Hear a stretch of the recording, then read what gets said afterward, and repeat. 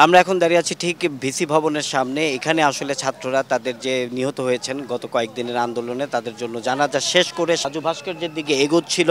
এর মধ্যে আসলে পুলিশ তাদের উপর সাউন্ড গ্রেনেড, কয়েক দফা সাউন্ড গ্রেনেড নিক্ষেপ করেছে। তাতে আসলে ছাত্ররা দিক বিদিক শূন্য হয়ে এদিক সেদিক ছোটাছুটি করছে।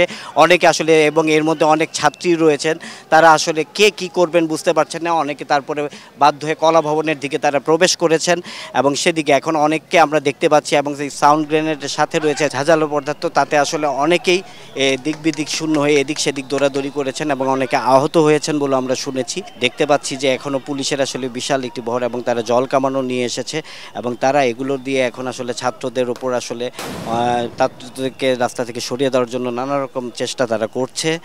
তো এখন পর্যন্ত আমরা যেটা দেখেছি কয়েকজনই আসলে তারা আহত হয়েছেন এবং ছাত্ররা আসলে কলা ভবনের দিকে প্রবেশ করেছে। এদিকে বিভিন্ন হল থেকে আমরা ছাত্রীদের বিভিন্ন আওয়াজ শুনতেছি, তারা আসলে এসে প্রতিবাদ জানাচ্ছেন এবং ছাত্ররা আসলে এর প্রতিবাদ জানাচ্ছেন এবং তারা বলছেন যে পুলিশ কেন বিনা উস্কানিতে তাদের উপর আক্রমণ করলো, তারা এর জবাব চায়।